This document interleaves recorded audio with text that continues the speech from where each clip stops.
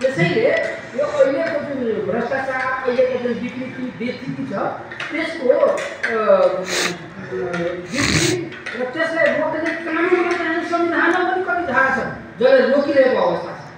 संविधानको पनि शुद्धिकरण हुनुपर्छ, कानुन त त्यो अनुसार बन्नै पर्ने छ। संविधानै त्यति समस्या छ। संविधानले विभिन्न निकाय विभिन्न कुरा गरेको सरकारले यसरी गर्छ।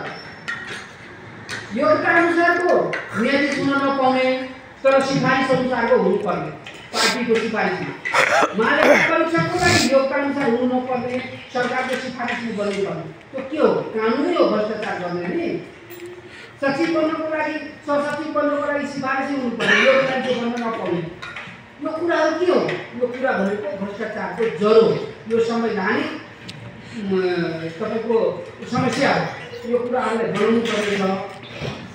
तर नोटबन्दी भएपछि सम्पत्ति शुद्धिकरणमाथि दबाब पर्छ भन्ने हाम्रो कुरा रहेको छ, हाम्रो धारणा रहेको छ।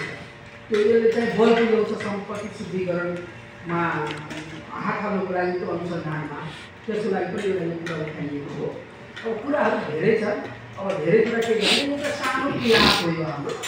यो नोटबन्दी भएपछि अरूमाथि प्रभाव पर्छ, अरू काम गर्न रोक्छ भन्ने त्यो कुरा हामीलाई लागेको छ।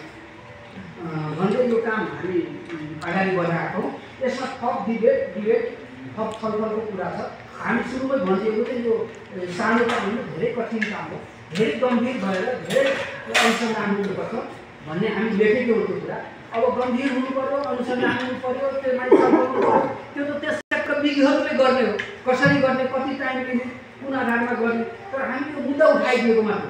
त्यो मुद्दा अरूले पनि उठायो, हामीले पनि उठाएको छौँ र उठाएको छौँ।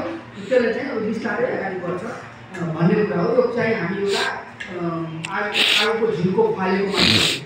अब यसले कसरी अगाडि बढ्छ राज्यको काम हो, अरूको दबाब दिने काम हो, भ्रष्टाचार रोक्ने काम हो। त्यसमा पनि यो काम पनि एउटा भ्रष्टाचार कम गर्ने रोक्नेलाई र अरू कामहरूको लागि पनि अगाडि बढाउँछ भन्दै म आफ्नो विषय यही समाप्त गर्छु।